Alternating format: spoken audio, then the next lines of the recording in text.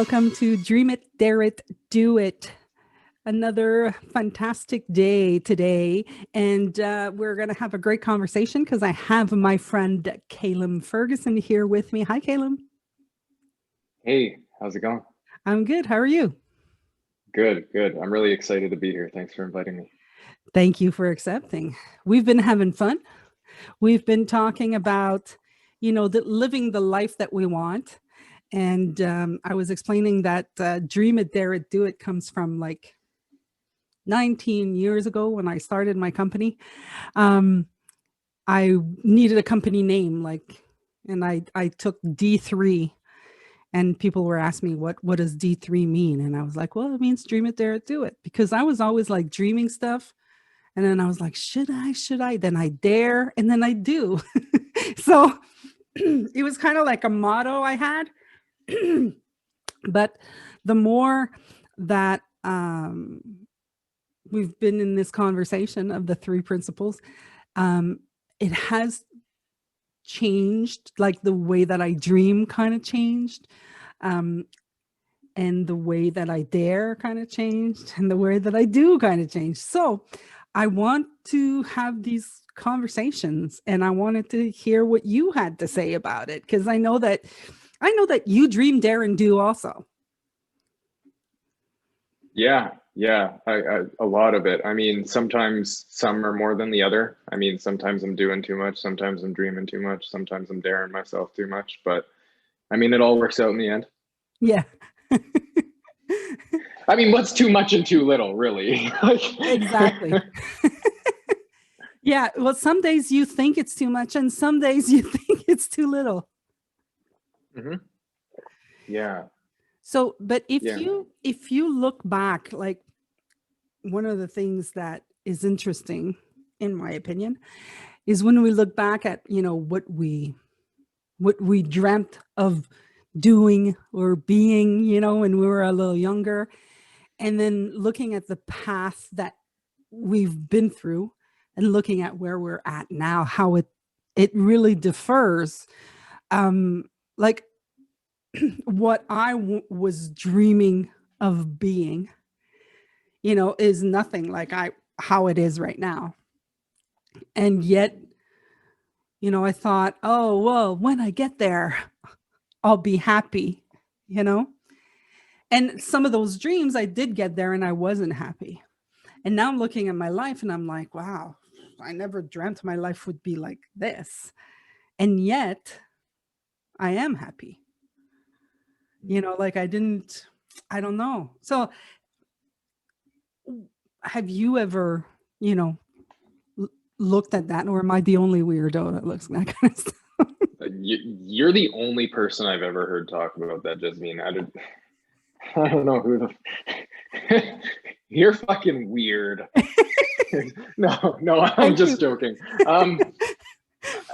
It's really cool that you talk about starting your company 19 years ago, because I mean, we've definitely talked, and I've never really heard the full story around that. I didn't know about the Dream It, Dare It, Do It thing. Like, I'd love to hear more about that. But for me, I while you were talking about having a dream as a kid, I think back to, the first time I could remember what I really wanted. And it's weird. I have a very vivid memory of being in my mom's room when I was young.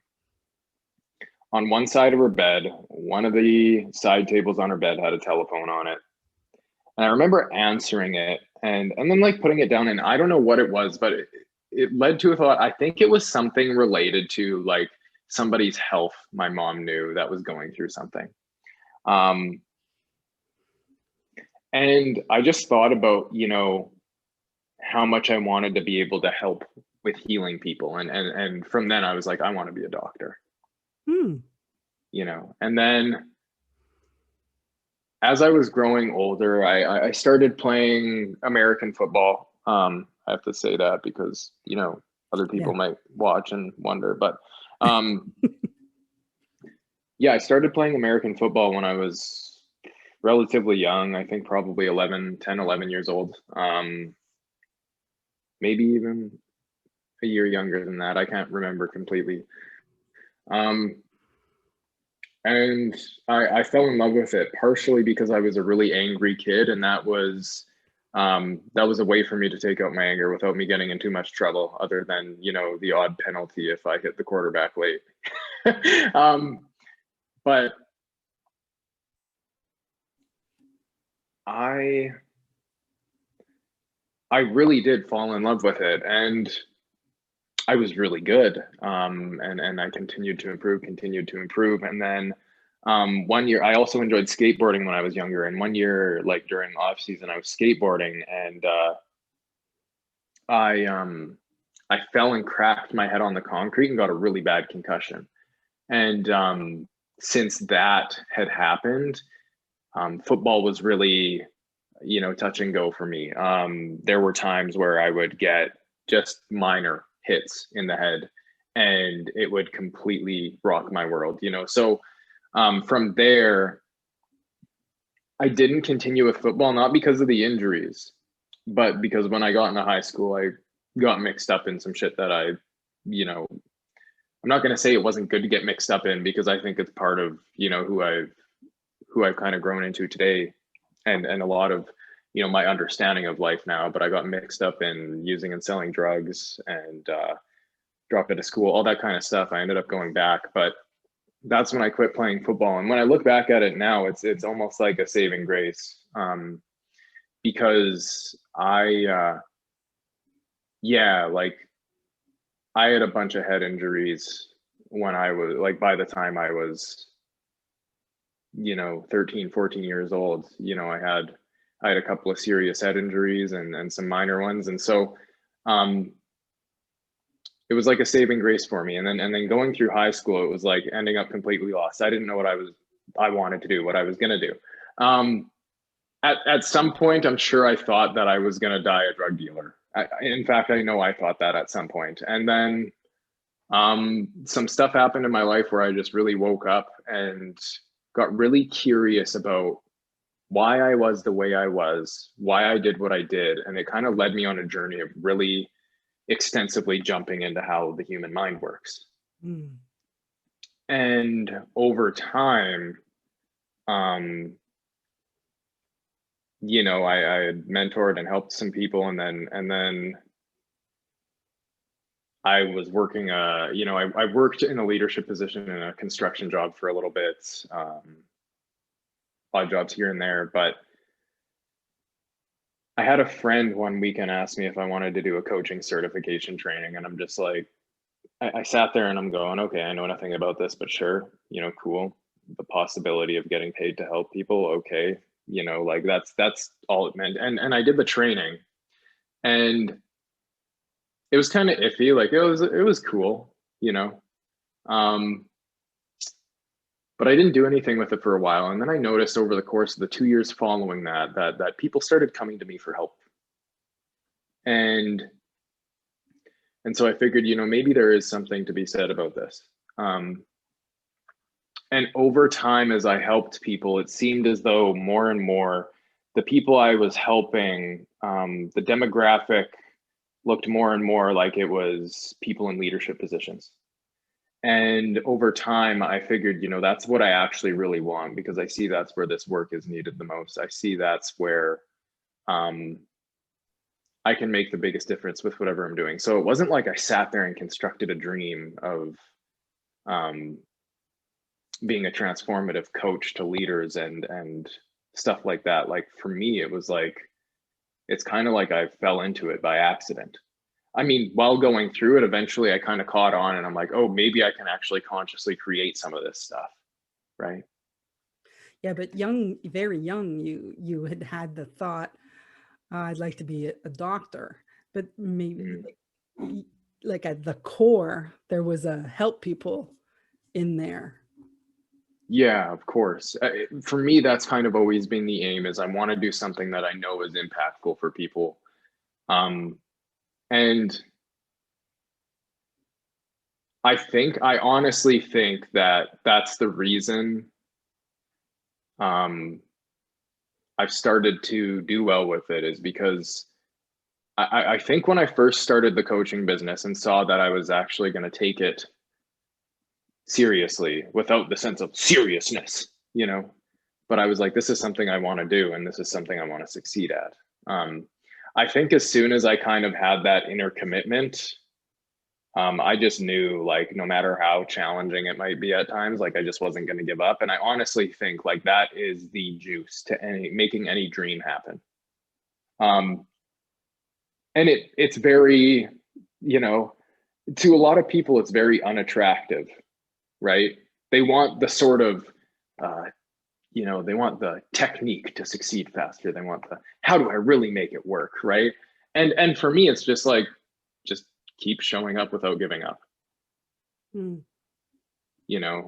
Just stay in the game long enough for it to work. Because if you show up willing and stay in the game long enough, you will start to see how it works.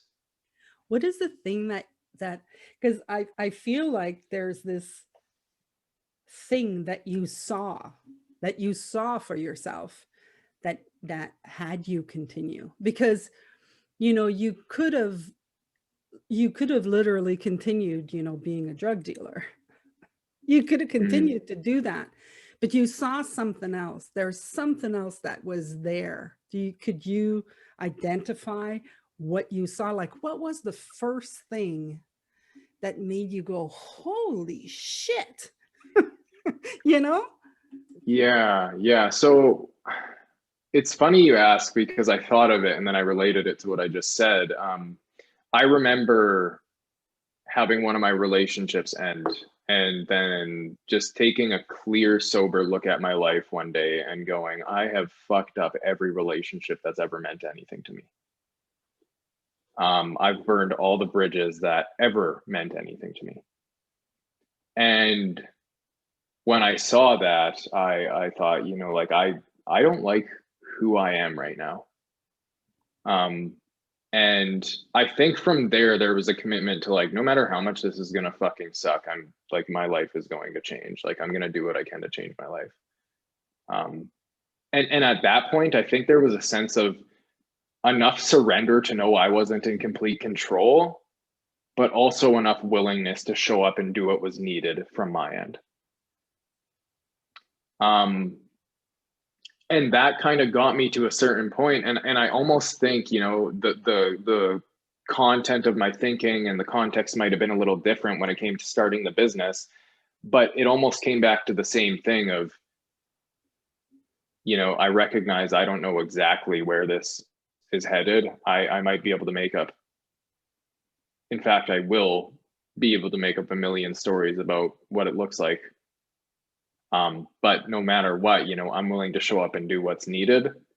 And when needed, also willing to surrender to the process. Like, I recognized, I think, even before maybe consciously recognizing it, that there was a process to this that I would need to be patient with. So I think early on, there was some sort of recognition that if I just stayed in the game without giving too much into the stories about whether or not it's taking too long or whether or not it's working, that it would eventually work out, right? And the thing is, like, when I first thought about that, it working out to me looked like a certain vision I had. It didn't look like the way things are right now.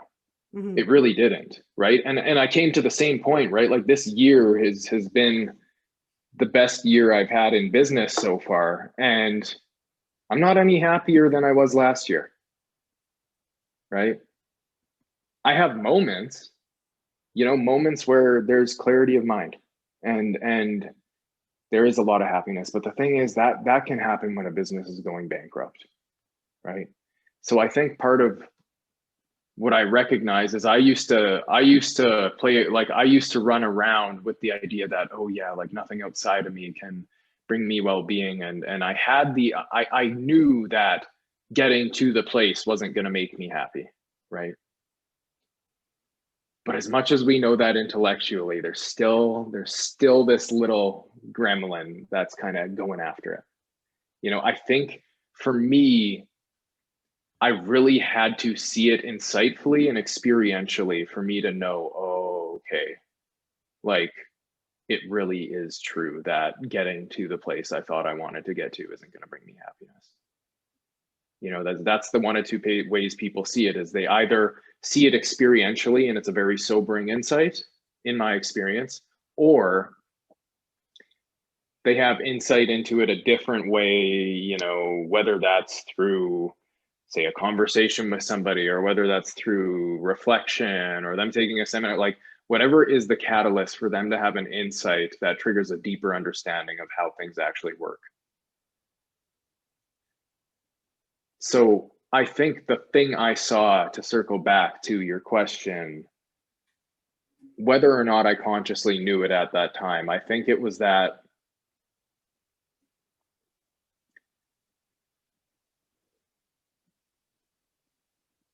if I were to put it really simply, I think it's that I knew that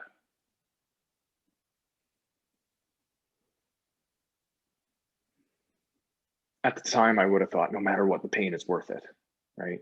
But now I look back and think maybe what I saw and what I see now is that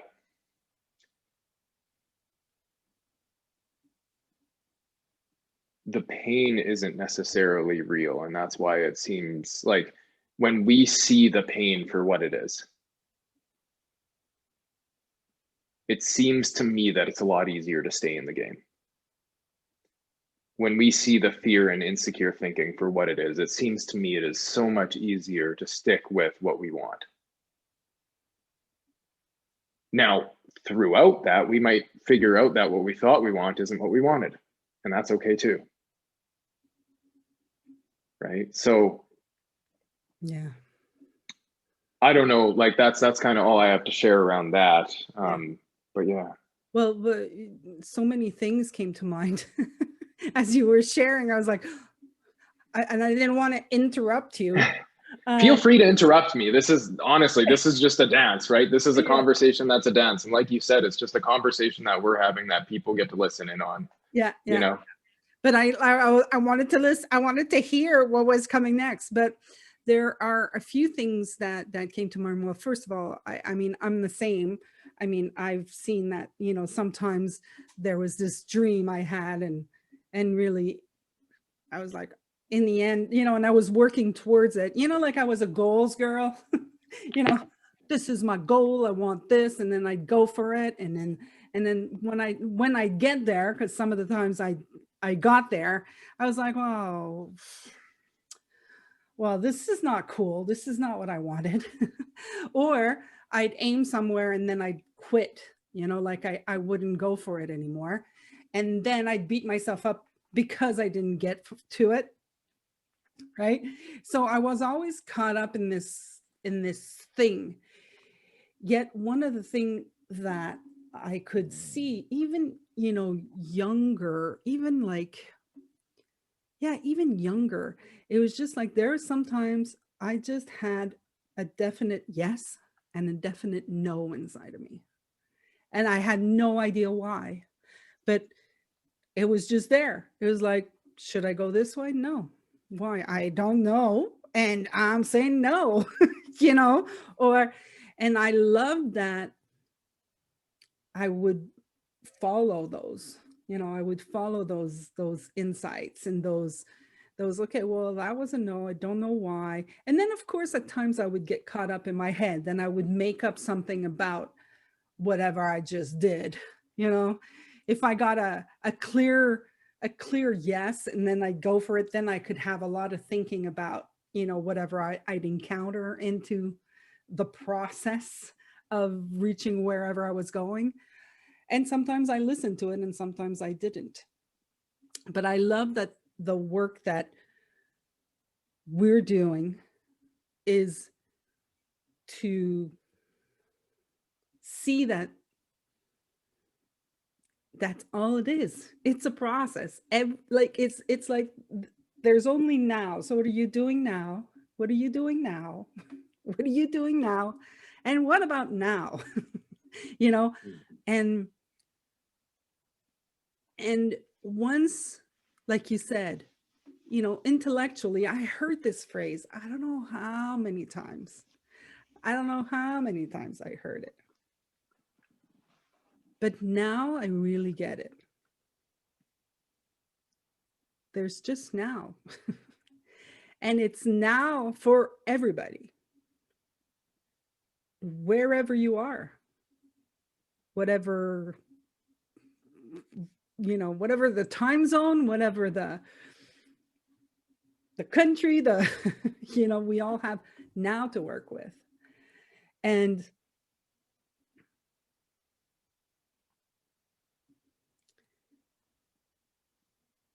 what we do is we get to show people the difference between the beating yourself up, like how it feels inside us, to follow the knowing and know when we're beating ourselves up and it's just thinking. Does that make any sense? Yeah, yeah. You know, it's funny, because it seems to me like every time something like that happens, it just muddles things up and makes it harder for us to see, you know, clearly where we're going or where we want to go. And like I thought of the term "dream it," the part of the title of the podcast, and part of the concept of your business that you started is, a lot of people might wonder like what the right direction is. Like, okay, cool, like I have a dream, I have a lot of dreams, right? Some people might think like, I don't know which one to choose, and that's why I'm staying stuck, right? I think for me it's like that's not as much the reason we stay stuck as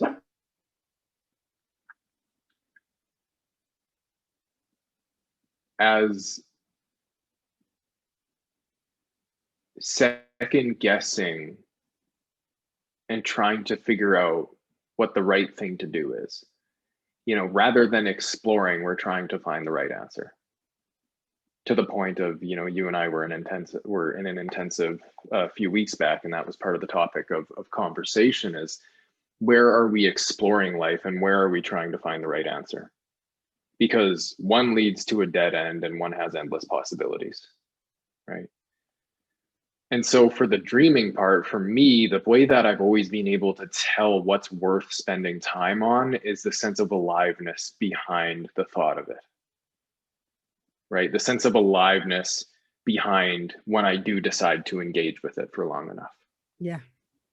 And seeing that grow and develop, right? The thing is, for something to grow and develop and move, it needs engagement, right? It needs a bit of a shove. It needs a bit of a nudge. You know, for the snowball to grow while rolling down the hill, it first needs a nudge, right? There first needs to be a snowball, and it needs a nudge. The thing is, like, when we nudge it, depending on where we are, it, you know, there's a certain momentum that comes with it, right? There's a certain aspect of it that will take care of itself if we're willing to just show up and take the next step. But so many of us are focused on trying to figure out all the steps before we even take one. Yeah. That's, You you know, know, that's how I see the dream. Actually, you know, when I talk to people and I address this dreaming thing, you know, like I think that people have, I'm going to take an example. People want to become a singer, whatever, right? Like the dream is, let's become a singer, right? And then they have the dream, and then you could see the liveness coming. Like you can see it in their face, right? And then they start thinking, but I don't have a voice, but I need to take classes, but I'm too old, but like, and like they just like, so like when I say dream it, it's like, just let that energy come and develop. And then there, meaning even if you hear that crap that's being buzzed in your ear, just like go for it and then do it. And then at least you'll see what comes of it instead of making up.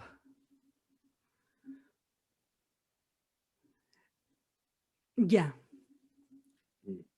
Like just live in that place, that aliveness, live longer in that aliveness than that other part that drains you. Well, and I like that you kind of said that, because before we started really talking, you talked about how what we were going to talk about today is just living life. Yeah. And you just brought it back to living in that place. So I really like that, because the thing is, like, when there's such a culture around chasing your dreams and hustling and making shit happen, that people forget to live life. Right? People forget that life is happening right now. People forget that the reason they want the dream so bad is so that they can live life. And then they miss out on living life. Like, that's the paradox. Yeah. Right? Is they get so stuck in chasing their dreams that they forget to live their life. Even if they're living what their dream life looked like, right? The thing about human beings is we have an infinite potential. Right? And the thing is, like, we are spending so much time with ourselves that we may not even realize that we're living the life we wanted to live, because we're already looking at what's next. We're already looking at what else is possible. We're already looking at what the dream looks like. The thing about a dream is it insinuates that it is not yet present. It is not yet in our lives. It is not yet a reality, right? It's a dream. So if we're too busy chasing dreams, we're going to miss out on living life, even if the life we're living now was our dream life 5 years ago, right? And so I really think that there's something to be said about people taking the time and putting the attention on the fact that living life is important, like, all the time. You know, I mean, we can't not live it, but we can definitely take ourselves away from being present. And so I think having an understanding that because we have an infinite potential, we're for the most part always going to be looking at what else is possible.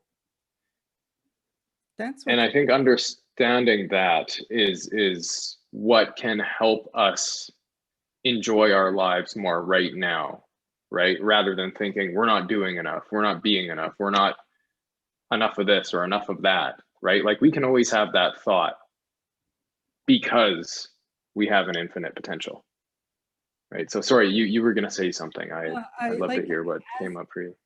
As you're talking, like, I could see that I had heard, I don't know where, in the multiple things that are out there in the world, I heard that we recycle the same thoughts over and over again, right?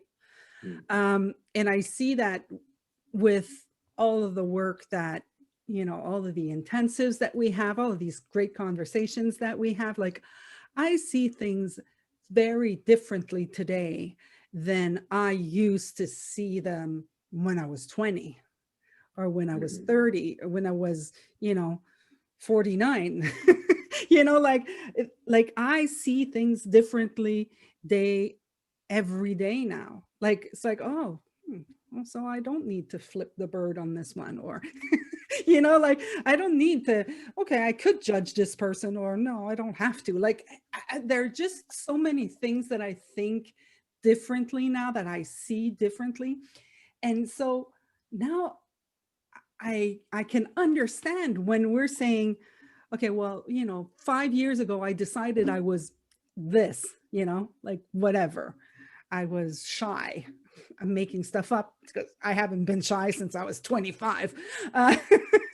But like, that's not true. Like, the second that you say it, like, we say something and then we stick with it. Like, it's like a definite, but it's not true because that moment's gone. So you can, if you can figure out how to think fresh, like look and think fresh, you can create your world anew every day. Yeah, I really love you saying that, because I was actually, I'm going to be writing an article on it right away, but that's the kind of commonality I see with the people who do the best at whatever work they're doing. Like whatever profession somebody is in, the people who are the best generally tend not to identify with their job, right? They don't identify with, you know, the personality of the job or the identity of the job. Like they are just them and they're showing up to the job, right? So because they're not identified with it, they have space to innovate. They have space to think about things differently. Because once we identify with something, we put it in a box, right? Like the purpose of identification is to know something, right? To know what it looks like. And the thing is, as soon as we identify with something, we've by nature limited it. Yeah, we just And lose so that's, yeah. And so that's where like the people who are the most innovative, the people who perform the best are generally speaking the people who are less identified with their work. And just show up with a free mind, you know? And so it's really interesting that you share that, because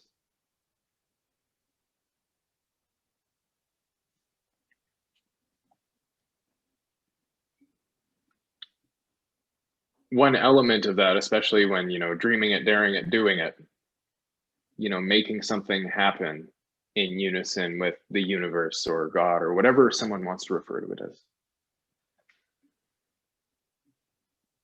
is, you know, when we have a sense of what we want in a direction, but we're not attached to how it's supposed to look, we tend to operate with a lot more freedom. And the funny thing is, as much as it might be scarier because we don't know how it looks, it typically tends to happen a lot faster because we've opened up to the possibility of it working better than we thought it could, right? The thing is, when we have a vision, generally speaking, we have an idea of how it's supposed to look or try to make up how to effectively get there, right? And that itself limits our ability. And so the thing is, like, we can create the lives we want with an immense amount of freedom if we're willing to let go of knowing how it's gonna look. Now, for a lot of us, that's kind of scary. The thought of that is scary because what a lot of people have done is they've put their sense of well-being and okayness on whether or not that life happens. And so they want to take as much of it as they can into their control. Mm. Well, there's also Right. a trick. There's also like, we kind of get, when I first, you know, started looking in this direction of creating what I want, like, okay, so I'm the creator. Okay, well, I'm going to create this, right? I started looking at different ways of doing things. So I first looked at positive thinking, right? So I was like, okay, I want this. So how am I going to do it? You know, so I'd say I'm going to think this, right? So I want to be successful. Well, I wanted to be successful because I thought I was not successful. Right? So in order for me to constantly think I'm going to be successful, or I am successful, or I was creating this narrative or this thing in my head, this goal in my head, well, I constantly had to remember that, oh yeah, I'm doing this because I'm unsuccessful. Right? And it was being done in the background. It was not like I didn't know I was doing this. Right? So the more that I was aiming for success, the more I was telling me I was unsuccessful. Look, it was like I was caught up in this wheel, this circle that was getting me nowhere, because I wasn't really creating. I was fixing. I thought I was creating, but I was actually fixing a problem. Am I making any sense? Yeah, yeah. It's funny because I thought you said fixing, and it brought up a sort of a quote that came to mind for me a while back. That's almost like a play on words, right? And I shared it on a platform, and it was something to the effect of, when you try to fix your thinking, you end up with fixed thinking. Mm. Meaning, when we think there's something to fix within ourselves, we end up fixing a game, not in the way of fixing something that's broken, but in the way of, you know, something being fixed, something being manipulated, something being set up to be experienced a certain way, right? And so the funny thing is, in attempts to fix what we think is broken, we end up fixing it in another way. Mm. And generally speaking, begin to experience it the same way because it's fixed, right?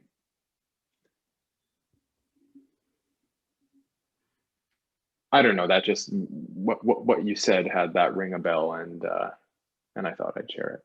Mm. Yeah, it was very interesting to learn, about, for me, learning about mind, thought, consciousness, because it really just made a whole bunch of sense. It was just common sense, and a lot of things that I had question marks over. I would uh, I would think of it in the three principles way, or in this understanding that now I work with, and it just made sense and gave me more freedom. Like, I was able to be free to choose what I wanted, or what I felt like having, or whatever. It was just, I had more freedom. So, yeah, I love this conversation. I think that I think that sometimes I listen to it and I kind of go, wow, I can't believe I get this. you know Sometimes, somebody speaks and you kind of go, what? Like, you feel like this was a out of this world conversation that you made no sense out of, and then sometimes it's kind of like, oh man, I'm actually following what he's saying.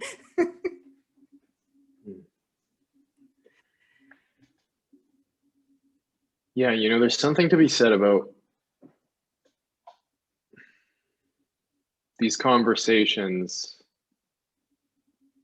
because it seems to me that when we spend more time in them, you have two people who spend more time together without as much as their thinking and preconceived notions in the way, and that creates a sense of connection, like a sense of deeper connection than normal. Maybe not even normal.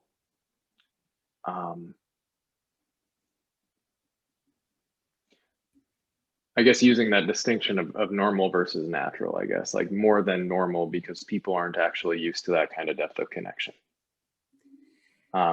In that way, deeper than normal.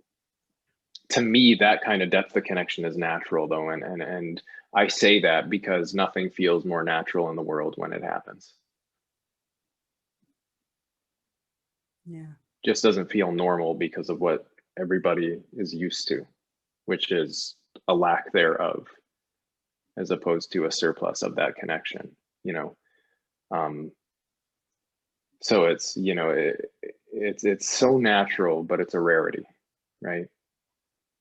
And so it's funny because I think that deeper connection goes beyond logical understanding, And so it doesn't matter whether or not something makes perfect logical sense, but there's still a sense of, oh, I get it. You know, Yeah, it's not the that's kind of what I heard in what you said. Yeah, it's not the words. Sometimes, I remember when when I was taking care of my mom, I don't know if you know, my mom had Alzheimer's. Well, it's not Alzheimer's, Yeah. dementia. And, the thing that she had was she had trouble expressing herself. She would still speak, but the words were wrong. So like she could have like a whole conversation with me, but intellectually, the words didn't make sense. Like it was just like the phrasing was wrong. She would say cat instead of dog, that kind of thing, right? But she was coming from a space, it was such a space of cleanness, like, because she couldn't think. So she Mm. was literally in this moment.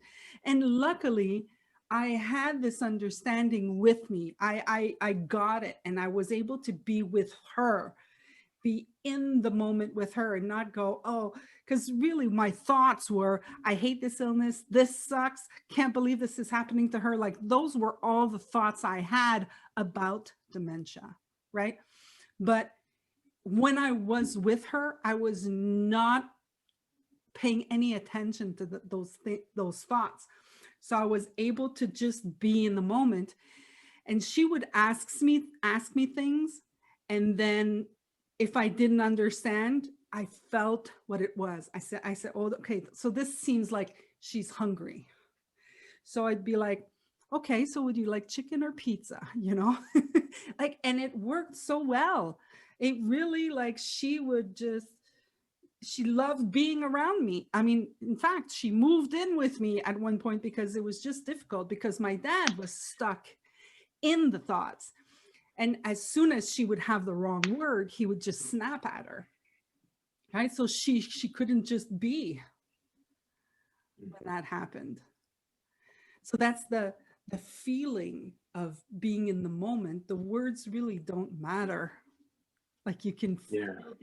you can almost feel the energy, the love in there. Like when we took that class with Mavis, Mm. and Mavis says, like, at the core, what's there, what's present for everyone?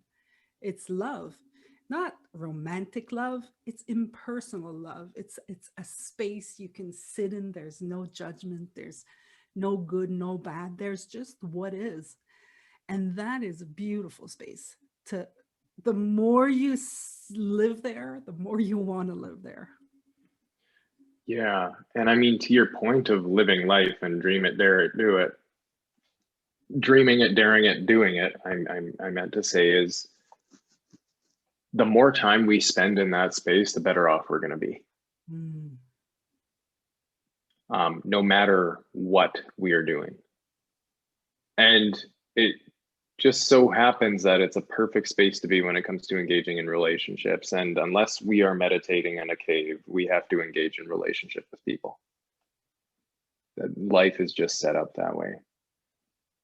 And so that, that space you just described, to me, the way it seems to me is when we spend more time there, our lives get better. Yeah. Our understanding of life deepens. Our ability to have great relationships deepens. Our ability to succeed in whatever we're creating deepens, but that just came up for me while you were sharing that. And I love the fact that you shared that. I want to thank you for sharing that about your mom. It's often in, real life examples like that we're able to see it easier, even if in the moment they're some of the most challenging things we have to face. Yeah. Right. Yeah. Rather than it being a concept. Yeah, just sit and love. No, here's life presenting us with something where we're forced to sit and love, where we're forced to discover what it really is, so thank you for sharing that. You're very welcome. I love sharing my stories about my mom. Yeah. I listen, it's already been nearly an hour, and I want to make sure, like those people who are listening to us, I told you in the beginning of the show I was going to let you say what you do, and I didn't. So here I am now, Oh, circling back. So if yeah. people want to get in touch with you, so I didn't tell you guys, but Kalem is Canadian. So I've rarely had Canadians on my show so far. So we've got another Canadian. So Caleb, let them know where they can reach you, and what is it that you like? Who do you work with? Like, who's your people you'd like to help? Um, Generally speaking, I work a lot with, business leaders, C-suite executives, business owners,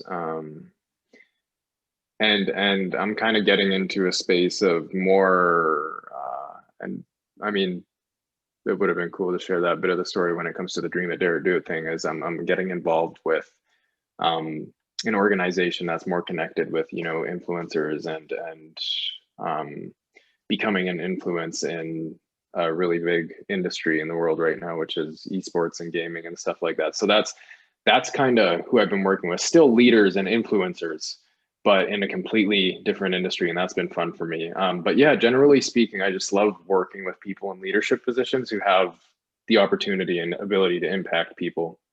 I think that it's an incredible place to work with people because it can have an immense ripple effect. And because, I mean, the fact of the matter is a lot of people in leadership positions, they kind of work their way up and then they get to where they wanted to be and realize that it's not everything they thought it was. They don't have, some of the skills to operate at the level they want to.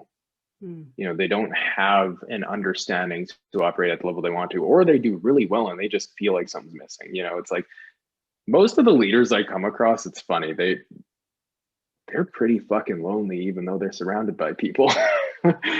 So anyways, that's a side bit. I That's kind of why I love working with leaders is that we get the opportunity to explore areas where generally speaking they might not. And so that's just a little personal tidbit. Um, but yeah, the work I do, I mean, I'm facilitating training and coaching with leaders is where I kind of serve. And I'm starting to sound like a broken record, but I'm just trying to think of the best way to Well, express it. I mean, the thing is, like, I'm not one for fancy bios, mhm. you know. I, but I'm one for what's impactful for people, and so that's what I've just it's the funny thing is I don't even have a website.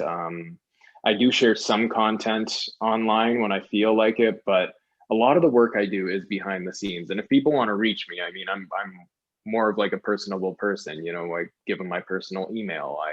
You can reach out to me on Facebook. My name's Kalem Fergusson, or LinkedIn, or Instagram. It's all the same, right? Um, and I mean, generally speaking, I pride myself on being able to build a very personal connection with everyone who reaches out, whether or not we look at working together. I just love being in touch with and communicating with human beings who are, interested in this conversation, right? Very cool. Thank you so much for being with us. It was fun. As always, we have another chat, guys. We also chatted about love a little earlier this year, and it's called Let's Chat Yeah. About Love. If you go on my YouTube page, you're going to find that chat, and we had a lot of fun in that one too. Yeah, I really love that conversation. Yeah. Yeah, that's I almost forgot about that one. No, that was an incredible conversation. Yeah. Um, but yeah, if you guys enjoyed our shenanigans on this one, bouncing back and forth and talking about a whole lot of something, well, it might have seemed like a whole lot of nothing. I don't know. Like for me, it's funny when I have conversations because some of them, it's just so back and forth and bouncing around. It's really free flowing. But yeah, it's I really hope that whoever listens in finds it somewhat valuable and shares what kind of insights they have. But yeah, Yeah. thank you for inviting me on, Jasmine. And Thank you for coming. yeah, Everybody, if you like this, Please go listen to the other episodes because I have a bunch of them. If you speak French, I have a French one too. And make sure you like it. You follow my page. Is like you have to follow my stuff and do the things that need to be done so that I get some reach somewhere. Yeah. All right. Take care, guys. Have a good one.